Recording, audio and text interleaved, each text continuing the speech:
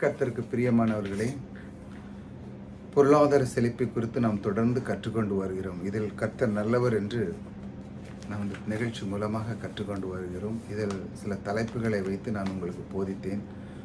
முதலாவது நாம் பார்த்தது கர்த்தர் பொருளாதாரத்தை குறித்து நம்மை குறித்து அவருடைய விருப்பமும் சித்தமாக இருக்கிறது என்று பார்த்தோம் இல்லையா? ரெண்டாவது என்ன பார்த்தோம்? பொருளாதாரத்தை குறித்து மக்கள் நம்பும் பொய்கள் என்று பார்த்தோம். இப்பொழுது அந்த மூன்றாவது பகுதியில் பார்த்தோம் என்னது? பொருளாதாரத்தை அதில் செழித்து வாழ சில முக்கிய தகுதிகள் என்று நான் பார்த்து கொண்டோம். அதில் தான் நிறைய விஷயம் நான் உங்களுக்கு தலைப்பாக சொல்லி தந்தேன். ஐந்து தலைப்பில் முடிஞ்சு இது ஆறாவதுல வந்திருக்கு.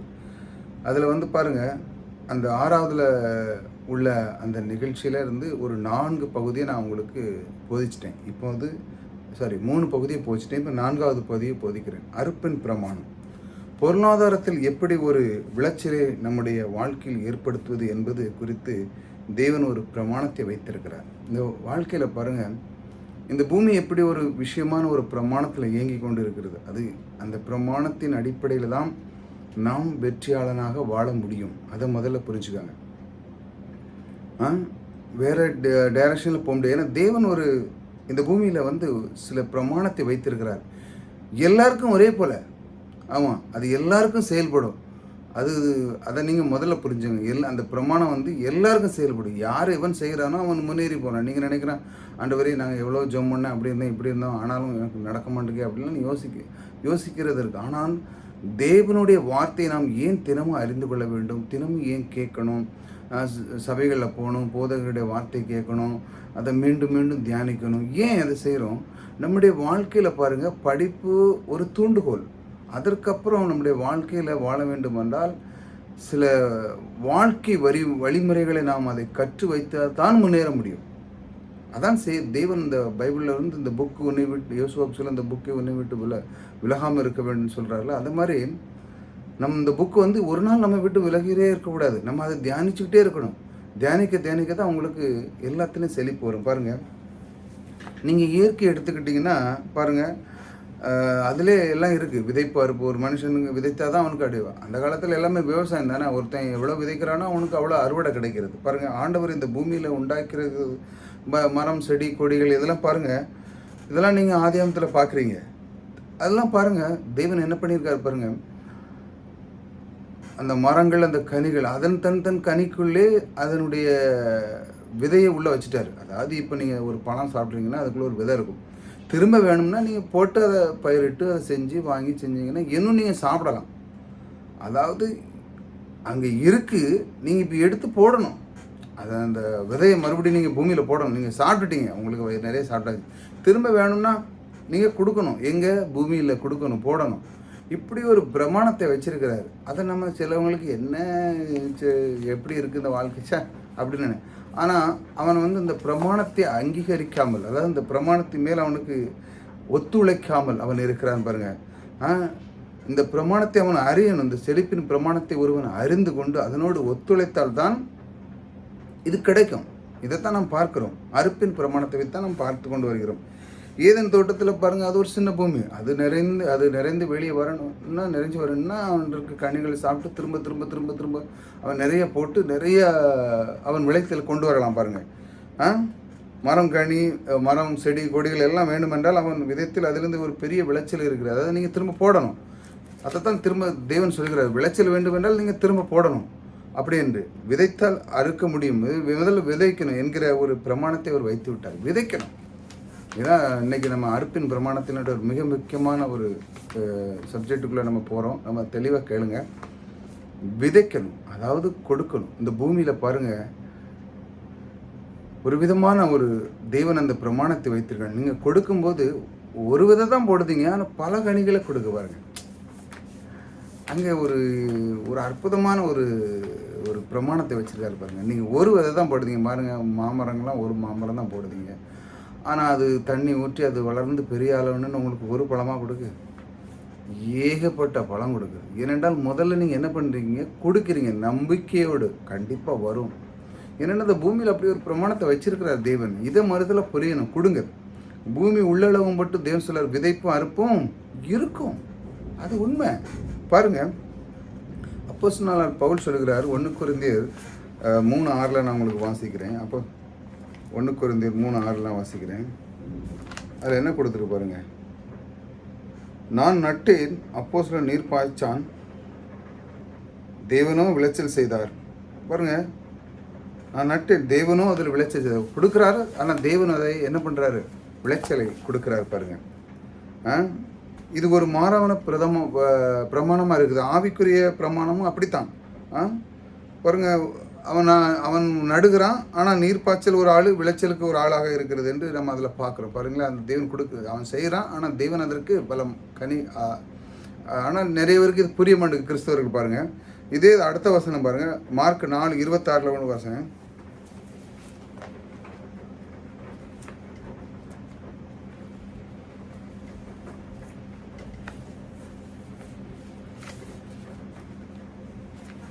மார்க் 26 பாருங்கள், 4:26. பின்னும் அவன் அவர்களை நோக்கி, தேவனுடைய ராஜ்யமானது ஒரு மனுஷ நிலத்தில் விதைத்தது ஒரு ஒப்பா இருக்கிறது. பாருங்கள், தேவனுடைய ராஜ்யம் எப்படி இருக்குது? விதை போல. அவன் எப்போ விதைக்கிறான், அது எப்போ அறுவடாமல் படுத்து தூங்குறான், ஆனால் அதுக்குள்ளே அது முளைச்சிருது. உள்ளுக்குள்ளே அது வேலை நடந்துக்கிட்டே இருக்குது. விதைச்ச உடனே அது நிற்கலை, அது வேலை நடந்துக்கிட்டே இருக்குது. பாருங்கள், உள்ளுக்குள்ளே வேலை நடந்துக்கிட்டே இருக்குது. பாருங்கள், தேவனுடைய ராஜ்யம் எப்படிப்பட்டது என்று அதில் அந்த வசனத்தில் நம்ம பார்க்கணும். அதில் விளக்கி இருக்குது பாருங்கள். தேவனுடைய காரியம் விதைப்பு அறுப்பு என்கிற காரியத்தில் தான் நடக்கிறது. தேவனுடைய காரியம் அப்படி தான், விதைக்கு அறுப்புறதான். அந்த பிரமாணத்தை அப்படி தான் வச்சிருக்காரு. நீ விதைத்தால் பெற்றுக்கொள்ளலாம். இது பொருளாதார செழிப்புக்கும் அதே தான். எங்கே செய்தாலும் சரிதான், எந்த காரியம் செய்தாலும் இந்த பிரமாணத்தின் அடிப்படையை நடந்து அதனோடு ஒத்துழைத்து அதனோடு வாழும் பொழுது தான் நீ சிறப்பாக இருப்பாய். நீ சிறப்பாக இருக்கிறதுக்கு, நீ செழித்து வாழ்வதற்கு செழித்தாக இருக்கிறான்னா அவன் ஏதோ விதத்தில் அந்த பிரமாணத்தை கரெக்டாக கடைப்பிடிக்கிறான்னு அதை நம்ம புரிஞ்சுக்கொள்ளணும், அதை ஏற்றுக்கொள்ளணும், அதை நம்ம அக்செப்ட் பண்ணணும், அதோடு அங்கீகரிக்கணும். செய்யணும். முதல்ல பாருங்கள், தேவனுடைய காரியம் விதைப்பு அறுப்பு என்கிற காரியத்தில் நடக்கிறது. விவசாயி விதைக்கிறான், நீர் பாய்ச்சிக்கிறான், சில வேலைகள் அவன் செய்கிறான் இல்லையா? ஆனால் அவனுக்கு தெரியாமலே அவனுக்கு தெரியாமல் நாட்டில் அழகாக படுத்துக்கிட்டு தான் தண்ணி தூக்கிறான். ஆனால் மறுநாள் பார்த்தா வளர்ந்துடும். பாருங்கள், அவன் விதைக்க தான் செய்தான். ஆனால் தேவனுடைய பிரமாணம் என்ன பண்ணுங்க, அவனுக்கு விதைத்தல் ஆடுகிறது. இப்படி தான் தேவனுடைய ராஜ்யம். ஆவிக்குரிய ஜீவனும் விதைப்பு அறுப்பில் தான் இருக்குது. ஏசாயா 55 நீங்கள் பார்க்க தேவனுடைய வார்த்தை எப்படி இருக்கிறது செய்கிறது என்று பார்க்கணும். ஏசாயா 55 நீங்கள் 55 வசனத்தை பார்த்தீங்கன்னா அதிகாரத்தில் அதை பற்றி கொடுத்துருக்கு பாருங்கள். வானத்தில் மழை பெய்து பூமி அது நிரப்புதெல்லாம் விளைச்சல் செய்யும்போது, வானத்திலேருந்து மழை பெஞ்சு பூமியை நினைத்து அதில் விளைச்சல் நடக்கலை. அது நடக்கும்போது அதில் புசிக்கிறது மட்டுமல்ல, ஆகாரமும் தருகிறது அல்ல, விதைக்கும் தருகிறது. ஆண்டவர் அதிலே ஒரு இன்பிளேட் வச்சுருக்காரு. அதாவது விதைக்கிறதுக்குள்ளே ஒரு இன்பிளேட் உள்ளே வச்சுருக்கிறார் பாருங்கள், பண்ணிவிட்டார். ஏனென்றால் அப்பொழுது பெருக்கம் ஏற்பட வேண்டும். அதுக்குள்ளே அது ஒரு இன்பிளேட் உள்ளே அது என்ன வச்சுருக்காருன்னா, விதைக்குள்ளே இன்னொன்று பெருக்கத்துக்கான ஒரு உள்ளே வச்சுருக்காரு. ஒரு விதை தான், ஆனால் உள்ளுக்குள்ளே இப்போ நீங்கள் கடலை செடியை பார்த்தீங்கன்னா ஒரு கடலை தான் போடுவாங்க, ஆனால் அதுக்குள்ளே ஏகப்பட்டது இருக்கும். ஆமாம், இப்படி ஒரு 1000 கடலை விதைகளாக உள்ளே வந்துடும். ஆனால் போடுறது ஒன்று தான் போடுவாங்க. நான்லாம் போட்டிருக்கேன் விவசாயம். எங்கள் அப்பா விவசாயம் பார்க்கும்போது உள்ளே நான் போய் கடலை போடும்போது போட்டு இருந்தாலும் மண்ணில் மூடி கரெக்டாக அதை பாத்தி அமைச்சு அதுக்குள்ளே தண்ணி பாய்ப்பாங்க. ஆனால் அது தண்ணி பாய்ச்சி ஒரு 2 நாள் கழிச்சு அது முளைச்சிடும். முளைக்கும் முன்னாடி அது நிற்கணும், அதை பார்த்து கவனமாக பாதுகாக்கணும். ஏன்னா இந்த குருவி காக்காலாம் தோண்டி சாப்பிட்டுட்டு போயிடும். அதனால் அங்கேயே நிற்கணும், அது வளர தட்டியும். பிறகு தண்ணி ஊற்றணும், பிறகு மரம் செடி வளர்ந்த பிறகு அது பறவைகள் வராது. பிறகு அதுக்கு தெரியும் இதுக்குள்ளே இன்னும் இல்லை விதைன்னு. அதுக்கு தெரிஞ்சோடனே அது பிறகு தண்ணி பாய்ச்சி வாங்கி 2-3 மாதத்துலேயே கடலை பிடுங்க ஆரம்பிச்சிருவாங்க. பாருங்கள், அந்த மாதிரி விவசாயத்துக்குள்ளே அந்த தேவன் அந்த விதைப்பு அறுப்புக்குள்ளே ஒரு அற்புதமான ஒரு காரியத்தை உள்ள வச்சுருக்காரு பாருங்கள். நீங்கள் தூங்கிட்டு இருப்பீங்க, அங்கே விளைச்சல் நடந்துக்கிட்டே இருக்கு. ஏன் கொடுக்குறீங்க? முதல்ல என்ன செஞ்சீங்க? கொடுக்குறீங்க. கொடுக்காம எப்படி அங்கே விளைச்சல் நடக்கும்? தன்னாலே கடலை உருவாமா? இல்லை, நீங்கள் விதைக்கிறீங்க பாருங்கள்.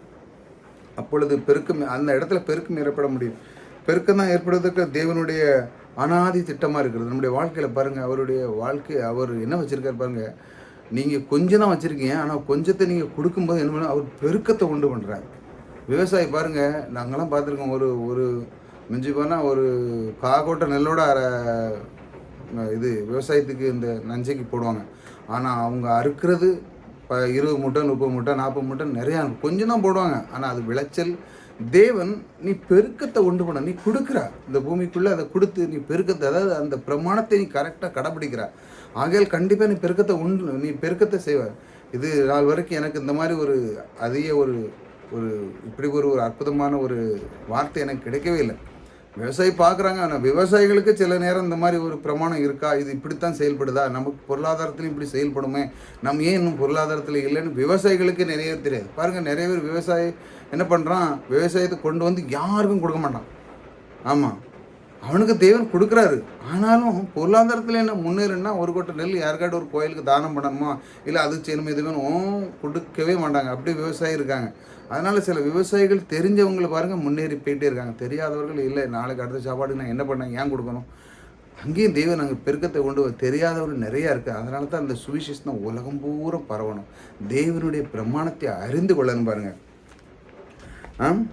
விதைக்கவனுக்கு விதை என்பது ரொம்ப முக்கியமான, விதைக்கிற விதை ரொம்ப முக்கியமாக இருக்கிறது. ஏனென்றால் அடுத்த ஆகாரம் அப்பொழுதுதான் வரும், அவனுக்கு அதுக்கப்புறம் தான் வரும். பாருங்க, ஆவிக்குரிய ஜீவனாலும் சரி, இயற்கை உலகத்தில் இருந்தாலும் சரி, விதைப்பு அறுப்பு என்கிற பிரமாணம் ரொம்ப பிரதானமாக இருக்கிறது. பொருளாதாரத்தில் இப்படிப்பட்டதா நிறைய பேருக்கும் இது விளங்க பொருளாதாரத்திலையும் இப்படி தான் இருக்குன்னு நிறைய பேருக்கு விளங்குவதே இல்லை. பாருங்க, பொருளாதாரம் என்று வரும்போது இந்த விதைப்பு அறுப்பு என்பதை புசித்து கொள்ள இதை புரிந்து கொள்ளவே இல்லை. பாருங்க, அறுப்பிலே தான் கவனம் செய்ய விரும்புகிறேன். இந்த அறுப்பில், அதாவது அறுப்பில் மனுஷனுடைய வாழ்க்கையில் விதைப்பு அறுப்பில் இந்த விஷயத்தில் தான் ரொம்ப கவனம் செலுத்த நான் விரும்புகிறேன். இது ரொம்ப முக்கியம், இந்த விதைப்பு அறுப்புங்கிறது. இந்த பிரமாணம் நீங்கள் எந்த அளவுக்கு அறுவடை செய்யணும் என்று கர்த்தர் நீங்கள் விரும்புகிறீர்கள், எந்த அளவுக்கு அறுவடை செய்யணும் என்று கர்த்தர் எந்த அளவுக்கு நீங்கள் விரும்புகிறீர்கள் என்று நீங்கள் நினைக்கிறீர்களோ அதை தேவன் ஒரு சின்ன வட்டம் போட்டு அவர் முடிவு பண்ணலை. பாருங்கள், கர்த்தர் உங்கள் கையில் கொடுக்கிறார், அதற்கு தான் இந்த அறுப்பின் பிரமாணம் இருக்குது. பாருங்கள், அறுப்பின் பிரமாணம் இதை கர்த்தர் கையில்,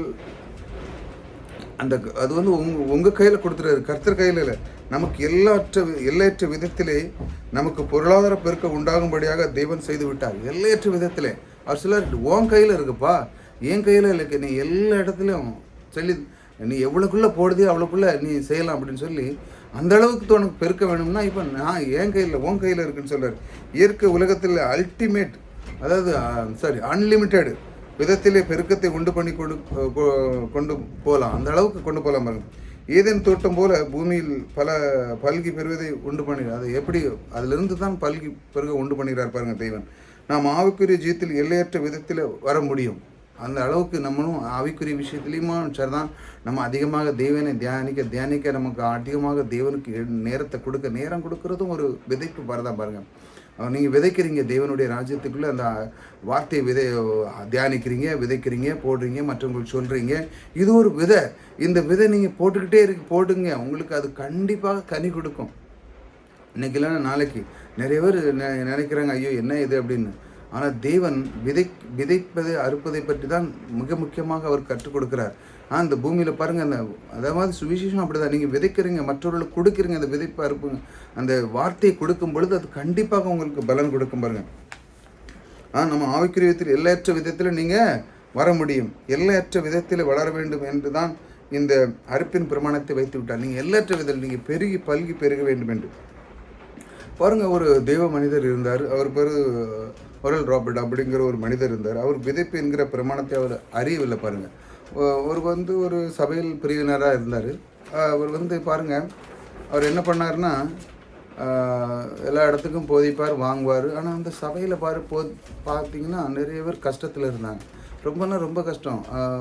அதாவது அடுத்த வேளைக்கு சாப்பாடு இல்லை, சின்ன சபை இருக்கும், ஆனாலும் போவாங்க, ஆண்டவர் தொழுது கொள்வாங்க, ஆனாலும் ஒரு முன்னேற்றம் இல்லை. இவருக்குள்ளே ஒரு மன கஷ்டம், நம்ம இப்படி ஆண்டவரை போதிக்கிறோமே, வாங்குகிறோமே, நமக்கு மக்கள் இப்படி இருக்கிறாங்க, முன்னேற்றத்தில் இல்லையே அப்படின்னு அவருக்கு ரொம்ப கவலை. ஒரு நாள் என்ன பண்ணார், அப்படி கார் எடுத்துகிட்டு வெளியே போயிட்டுருக்காரு, அடுத்த இடத்துக்கு போகணும், ஒரு பிரசங்கம் பண்ண. அப்படியே அவர் போகும்போது அப்படியே மேட்டில் ஏறும்போது தங்கம் சொல்லிக்கிறது மாதிரி ஒரு பெரிய ஏக்கர் கணக்கில் கோதுமை விளைஞ்சினுக்கு. அப்போது ஆண்டவர் அவருக்கு ஒரு வார்த்தை சொல்கிறார். பாரு, இப்போ அவனுக்கு என்ன வேணும், அவனுக்கு எல்கற்ற விதத்தில் அவன் விதைச்சான். பாருங்கள், அவனுக்கு எவ்வளோ வேணுமோ அவன் முதல்ல என்ன செஞ்சான், விதைச்சான். அதனால் அறுவடை பண்ணுறான். அதாவது மக்களுக்கு என்ன தேவைன்னா, முதல்ல நீ விதைக்கதை கற்றுக்கொடு. அதாவது நீ எந்த அளவுக்கு நீ முன்னேற வேண்டும் என்றால் முதல்ல விதைக்கிறதை அவனுக்கு கற்றுக் கொடு. விதைப்பு அன்பு என்கிற இந்த பொருளாதார விதயத்தில் அநேக ஆவிக்குரிய விஷயத்தில் கிறிஸ்தவர்கள் புரிந்து கொள்வதில்லை. அதை நீ கற்றுக் கொடு அப்படின்னு அவர் தேவன் அவனுக்கு உணர்த்தினார். அதன் மூலமாக அவர் கற்றுக் கொடுத்தார். அதிலிருந்து முன்னேற்றத்தின் பாதையை அவர் அறிந்தார். அதிலிருந்து மக்களும் முன்னேறினார்கள். அந்த அளவுக்கு நாம் அறிந்து கொள்ளவில்லை என்றால் முன்னேற முடியாது. அறிந்து கொள்ள வேண்டும். தேவன் அன்று அவர்களுக்கு அந்த மிதார் விஷயத்தை தேவனுக்கு அவர் காண்பித்தார். பாருங்கள், 2 கொரிந்தியர் 9 ஒரு விஷயத்தை உங்களுக்கு வாசிக்கிறேன். 2 கொரிந்தியர் 9:6.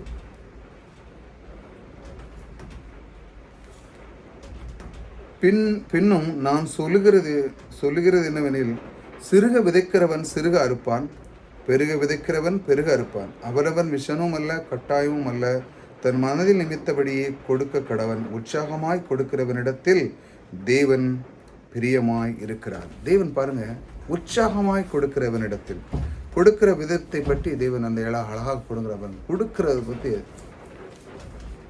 இந்த அந்த கொடுக்கிறது விதைப்புக்கு என்கிற சம்பந்தம் இருக்கிறது. அவர் சொல்லுகிறார், உனக்கு எவ்வளோ அறுவடை வேணும் என்று நீ எதிர்பார்க்கிறாயா என்கிறது நீ எவ்வளவு விதைக்கிறாய் பொறுத்து இருக்கு. அப்படிதானே? உனக்கு நிறைய வேணும்னா நீ நிறைய விதைக்கணும். ஆமாம், உன்னுடைய வாழ்க்கையில் நீ முன்னேறனா உன்னுடைய நேரத்தை நீ படிப்புக்கு கொடுக்கணும். அதிலிருந்து நிறைய கற்றுக்கொள்ளணும். நீ ஏதாட்டும் முன்னேறும் உன் வாழ்க்கையில் ஏதாட்டும் செய்யணும்னா நீ நேரத்தை கொடுக்கணும். நேரத்தை அதுக்குள்ளே எடுத்து கற்றுக்கொள்ளணும். எல்லா விஷயமும் அப்படித்தான். கொடுக்கறதுனால தான் கிடைக்கும். கொடுக்காம நான் அப்படியே மேஜிக் பண்ணி நான் பெரிய ஆளாயிரும் அப்படிலாம் கிடையாது. நீ அந்த இடத்துல நேரத்தை கொடுத்து நீ படிக்கணும். வேலையிலலாம் பாருங்கள், கவனமாக வேலை செஞ்சு முன்னேறம் அந்த இடத்துல நேரத்தை கொடுத்துருப்போம். கொஞ்ச நாள் ஒரு 2 மணி நேரம் 4 மணி நேரம் 5 மணி நேரம் இருந்து வேலை செஞ்சு முடித்து டைமுக்கு இருந்தாலும் அவனுடைய போகிற டைம் இருந்தாலும் மறுபடியும் 1 மணி நேரம் 2 மணி நேரம் இருந்து வேலையை கற்றுக்கொண்டு அவன் நேரத்தை கொடுக்கறதுனால அவனுக்கு பலன் கிடச்சிருக்கும். அந்த மாதிரி தான் வாழ்க்கையில் பாருங்கள், எவ்வளோ விதைக்கிற பொறுத்து இருக்கிறது. அறுப்புக்கு ஒரு பிரமாணம் இருக்கிறது. எல்லோருக்கும் பெரிய அளவில் அறுக்க வேண்டும் என்று ஆசை இருக்கிறது. பெரிய ஆசை இருக்கிறது. ஆனால் நாம் அறுப்பின் பிரமாணத்தை புரிந்து கொள்ளவில்லை. பாருங்கள், எல்லாருக்கும் ஆசை இருக்குது, ஆனால் அறுப்பின் பிரமாணத்தை புரிந்து கொள்ளலை.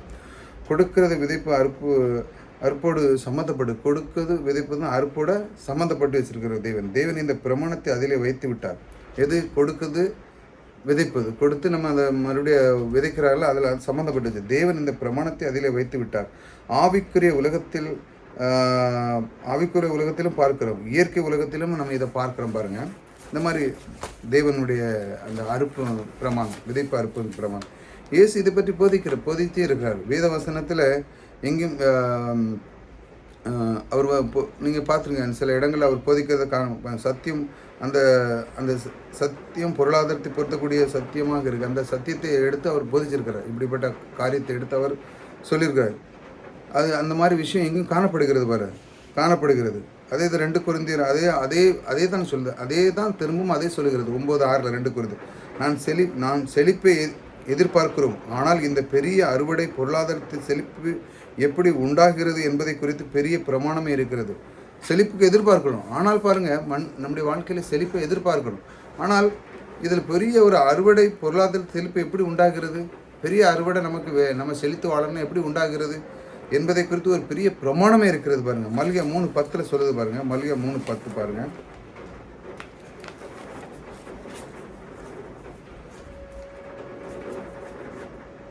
என்ன கொடுத்தது? என் ஆலயத்தில் ஆகாரம் உண்டாக்கும்படி தசவாங்களெல்லாம் பண்டசாலையில் கொண்டு வாருங்கள். அப்பொழுது நல்ல கவனிங்க, அப்பொழுது நான் வானத்தின் பரகணிகளை திறந்து இடங்கொள்ளாமல் போக மட்டும் உங்கள் மேல் ஆசீர்வாதத்தை வர்சிக்க மாட்டேன் என்று அதனால் என்னை சோதித்து பாருங்கள் என்று சேனைகளின் கர்த்தர் சொல்லுகிறார். பாருங்க, இந்த விஷயத்தை பாருங்க சொல்லுகிறார். அடுத்த பாருங்க, நான் ஏன் செழிக்கவில்லை, இந்த மாதிரி இதெல்லாம் அவர் சொல்லுகிறார். தசமங்களை கொண்டு வாங்க அப்படின்னு சொல்லி பண்ட சாலையில் கொண்டு வர சொல்லுவாங்க. ஆனால் மனுஷனுடைய வாழ்க்கையில் நான் ஏன் செழிக்கவில்லை என்று சொல்லுகிறார். நான் தான் நிறைய ஜோம் பண்ணுறேன்னு எனக்கு ஒன்றுமே நடக்கலை அப்படின்னு நிறைய பேர் புலம்புறாங்க இல்லையா? ஆனால் நாம் சில பிரமாணங்களை அங்கீகரித்து அதனோடு ஒத்துழைத்து அங்கீகரிக்க மட்டும்தான் அது நடக்கும். அந்த பிரமாணத்தின்படி எப்படி கொண்டு வந்து சொல்கிறார், அதை கொண்டு வா அப்படின்னு சொல்கிறார்ல. நாம் பல விதத்தில் நம்முடைய வாழ்க்கையில் பல விதத்தில் நமக்கு எல்லாமே இருக்கும். நமக்கு அறிவு இருக்கும், ஞானம் இருக்கும், எல்லாம் இருக்கும். பொருளாதாரத்தில் தேவன் நமக்கு ஆசீர்வாதத்தை உண்டு பண்ணி இருக்கிறார். பாருங்க, அந்த விதத்தில் ஆசீர்வாதத்தை உண்டு பண்ணுகிறார். என்று அறிந்து அதனுடைய பிரமாணத்தை அறிந்து கொண்டு வைத்து நாம் நாம் கிரியை செய்ய அதனோடு நாம் கிரியை செய்யவிட்டால் நாம் எவ்வளோ பக்தி உள்ளவர்களாக இருந்தாலும் பிரயோஜனம் இல்லை, பொருளாதார செழிப்பு உண்டாக முடியாது. நம்முடைய வாழ்க்கையில் பாருங்கள், நீங்கள் எவ்வளோதான் ஜெபம் பண்ணி என்னதான் இருந்தாலும் சரிதான், தேவனுடைய பிரமாணம், அதாவது பண்டசாலையில் தசம்பாங்களை கொண்டு வர சொல்லியிருக்கிறாரு, அதெல்லாம் செய்ய கொடுங்கள் அப்பொழுது கொடுக்கப்படும், இப்படி பிரமாணங்களை அறிந்து அதனோடு நாம் இசைந்து அதனோடு நடந்தால் மட்டும்தான் அது நடக்கும். நீங்கள் எவ்வளோ கூறிய ஆவிக்கு இருந்துன்னு சட்டையை மாற்றி எதை மாற்றி ஒன்றும் முடிய வெட்டி எதெல்லாம் பண்ணாலும் ஒன்றும் நடக்காது. பிரமாணத்தோடு நீங்கள் அங்கீகரித்தால் தேவன் சொன்ன அந்த பிரமாணம் அப்பொழுது கொடுக்கப்படும். அறுப்பின் பிரமாணம் இருக்குது, முதல்ல அவன் விதைச்சா தான் அது கிடைக்கும். பாருங்கள், இப்படி தேவன் வச்சிருக்காரு பாருங்கள். அப்பொழுது அந்த விஷயத்தில் பாருங்கள், அப்பொழுதுங்கிறது அந்த ஒரு வார்த்தை ரொம்ப முக்கியமாக இருக்குது. எப்பொழுது கடவுள் தான் நமக்கு கடவுள் நமக்கு எல்லாம் தருகிறார். பூமி அதனுடைய நிறைவு கர்த்தருடையதுன்னு இருக்கலாம். கர்த்தர் தான் நமக்கு எல்லாம் தர்றார். அதனுடைய நிறைவு எல்லாம் கர்த்தர் நமக்கு 100% தருகிறார் இல்லையா? அதிலிருந்து நம்ம ஒரு 10% ஏன் கொண்டு வான்னு சொல்லுகிறார். அதில் ஒரு பிரின்சிபல் அடங்கிருக்கு. அதாவது 100% உங்களுக்கு கொடுக்குறாருன்னா அதுலேருந்து 10% கொண்டு வா அப்படிங்கிற ஒரு பொருளாதாரத்தில் இருக்கீங்க, நீங்கள் சம்பளம் அடிக்கிறீங்க, அதுலேருந்து ஏன் அதை கொண்டு வரேன்னு சொல்கிறார் பாருங்கள். பணம் என்கிற வாழ்க்கையில் ஒரு முக்கியமான அம்சமாக இருக்குது. இன்றைக்கி உள்ள வாழ்க்கையில் பொருளாதாரத்தை பற்றி நான் சொல்கிறேன்னா, இன்றைக்கி எல்லா உலகமே அதில் தான் ரன் ஆகி ஓடிக்கிட்டு இருக்காங்க. பணம் கடல் கடந்து சம்பாதிக்க போகிறாங்க. பிள்ளைகள் மனைவிலாம் விட்டுட்டு ஓடுறாங்க, எங்கேயோ ஓடுதாங்க, நாட்டை விட்டு நாடு ஓடுதாங்க. எதுக்கு? பணத்தை ஏதாட்டு பெருக்கத்தை உண்டு பண்ணி ஏதாட்டு வாழ்க்கையில் நம்ம அடுத்த பிள்ளைகளுக்கு நம்ம அடுத்த வர்ற பிள்ளைகளை இன்னும் அதிகமாக வாழ்க்கையில் முன்னேற வச்சிடணும்னு சொல்லி ஓடுறாங்க. இப்படி அவங்க புஷ் பண்ணுறாங்க பாருங்கள். பணம் என்கிற விதத்தில் முக்கியமான ஒரு அம்சமாக இருக்கிறது. நாம் எல்லா காரியத்திலும் கர்த்தர் எப்படிப்பட்ட காரியத்தை நாம் கொடுக்கிறோம், நாம் எல்லா காரியத்திலும் எல்லாத்தையும் கர்த்தருக்கு நாம் எப்படிப்பட்ட காரியத்தை நாம் கொடுக்கிறோம் என்பதை நிரூபிக்க வேண்டியதாக இருக்கிறது. அதில் நம்ம எப்படி கொடுக்குறோம் கர்த்தருக்காண்டி அந்த காரியத்தை நம்ம எப்படி கொடுக்குறோன்னு அதை நிரூபித்து காமிக்க வேண்டும். பணம் என்று வரும்போது கர்த்தருக்கு நாம் எப்பேற்பட்ட இடத்தை கொடுக்குறோம், கர்த்தருக்கு நாம் எப்பேற்பட்ட இடத்தை கொடுக்குறோம், அது ரொம்ப முக்கியம். கர்த்தர் நாம் எப்படி கனம் பண்ணுகிறோம் என்பதை காண்பிக்க தான் நம்மளை கர்த்தருக்கு நம்ம எப்படி கனம் பண்ணுகிறோன்னு காண்பிக்கத்தான் 10% எடுத்து கொடுக்குறோம். பங்கு எடுத்து முதல்ல கொண்டு வருகிறோம், 10% எடுத்து கொண்டு வருகிறோம் பாருங்கள். ஆண்டவர் முதலில் கொண்டு வரும்போது 10 ஒரு பங்கு, 10 இருந்தீங்கன்னா 10 ஒரு பங்கு எடுத்து கொண்டு வான்னு சொல்கிறார். நம்முடைய உள்ளம் எங்கே இருக்கிறது, இதுதான் தேவன் பார்க்குறாரு. நம்முடைய உள்ளம் எங்கே இருக்குது, நம்முடைய மனம்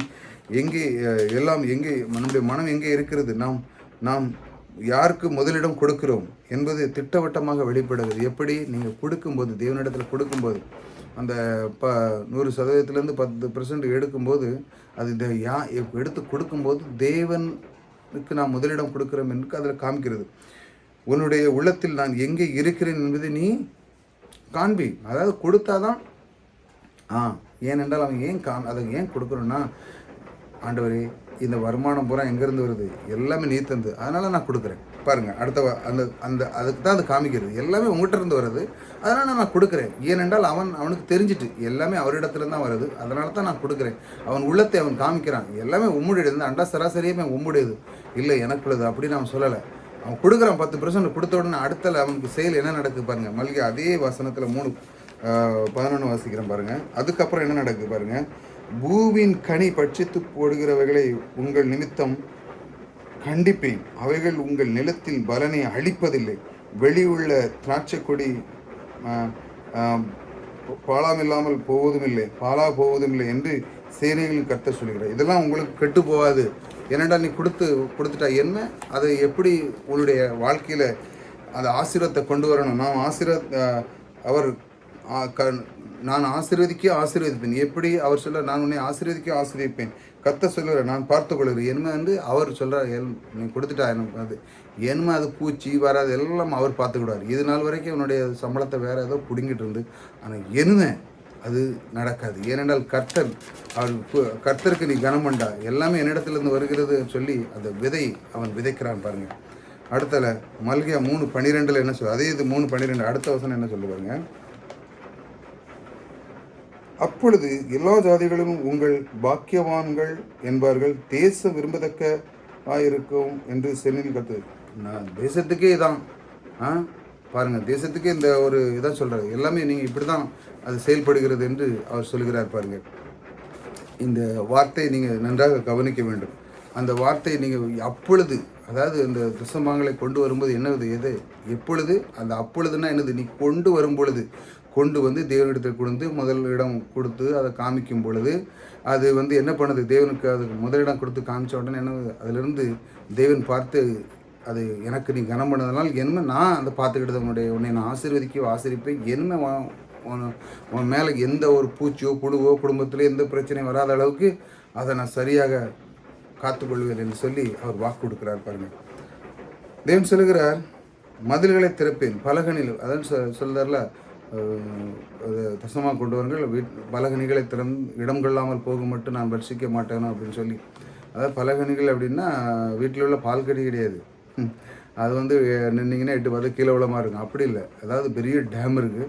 அந்த டேமில் நீங்கள் தண்ணி திறந்து விட்ட உடனே ஏகப்பட்டவர்களுக்கு யூஸ் ஆகுது. விவசாயம் அது இதுன்னு ஏகப்பட்ட அந்த மாதிரி உங்களுக்கு அவர் திறக்கும் பொழுது உங்களுக்கு மட்டுமல்ல எல்லாருக்கும் அது பயன், உங்கள் மூலமாக எல்லாருக்கும் பயன் எடுக்கும் மாதிரி அவர் செய்வார். கர்த்தர் சொல்கிறார், நீ என்னை சோதித்து பார் என்று சொல்கிறார். நான் உங்களுக்கு ஒரு உதாரணம் கூறுகிறேன் பாருங்கள். எல்லாம் என்ன சோதித்து பாருன்னு சொல்கிறார்.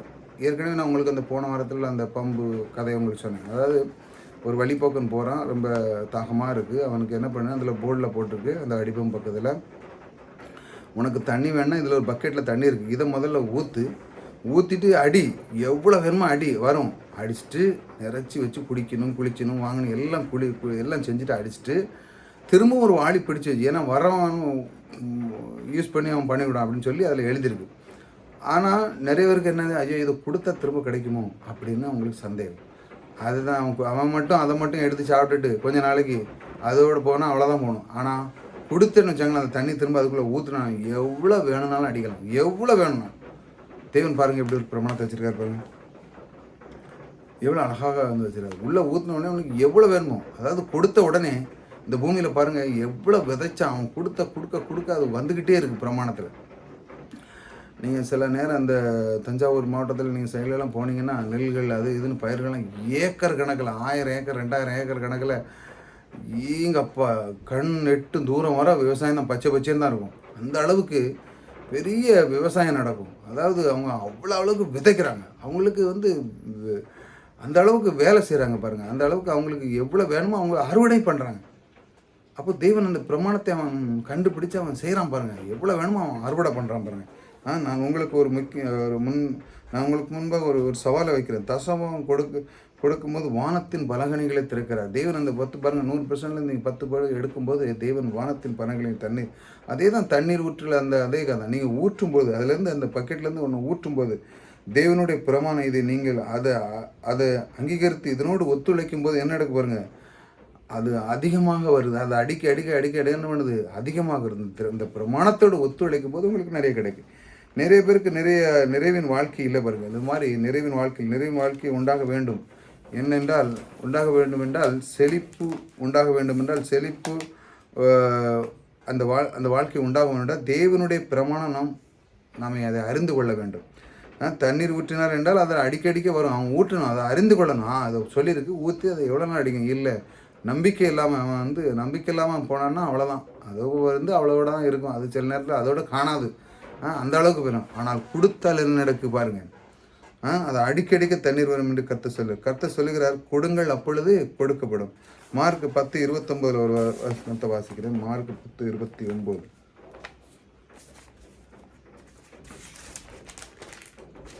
மார்க் 10:29.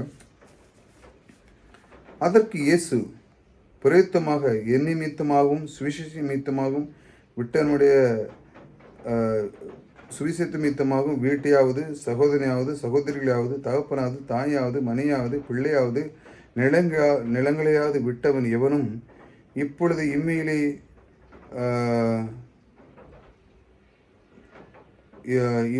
இன்மையிலே துன்பங்களோடு கூட நூறுத்தனையாகவும் துன்பங்களோடு கூட நூறுத்தனையாகவும் வீடுகளையும் சகோதரர்களையும் தாய்களையும் பிள்ளைகளையும் நிலங்களையும் மறுமைகளையும் நித்திய ஜீவன்களையும் அடைவோம்.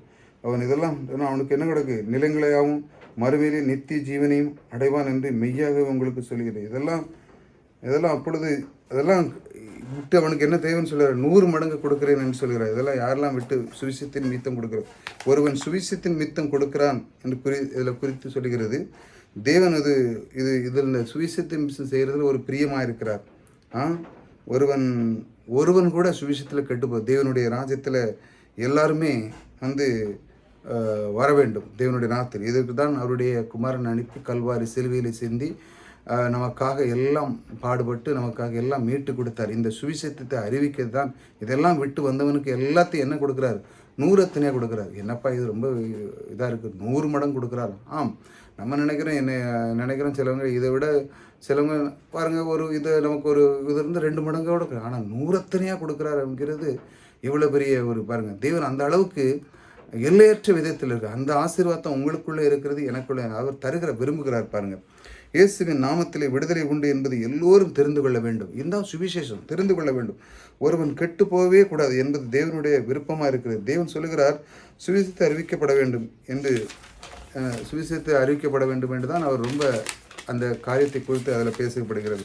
சுவிசேஷம் நிறைவேறும்படியாக கொடுக்கும்போது அவனுடைய உள்ளத்தில் கரெக்டாக இருக்குது. அவன் உள்ளம் வந்து சுவிசேஷத்தில் கரெக்டாக இருக்குது. பாருங்கள், கர்த்தருடைய நோக்கம் நிறைவேற கர்த்தர் அவனுக்கு எவ்வளோ கொடுக்குறாரு, 100 மடங்கு கொடு. கர்த்தருடைய நோக்கம் நிறைவேறப்படிய கர்த்தருடைய நோக்கம் பாருங்கள். அவனுக்கு என்ன சுவிசேஷத்தில் எல்லாத்தையும் சொல்லணும், கர்த்தருடைய வார்த்தையை சொல்லணும், கர்த்தருடைய வார்த்தை எடுத்து சொல்லி அவனுக்கு தேவன் யாரும் கெட்டு போயிடக்கூடாது என்று சொல்லி அவன் மனம் விரும்பி அதை சொல்லுகிறது. பாருங்கள், சொல்லும் பொழுது என்ன நடக்கு பாருங்கள், அவனுக்கு 100 மடங்காக கர்த்தர் கொடுக்குறார், இன்னும் அதிகமான அவனுக்கு கொடுக்குறார்.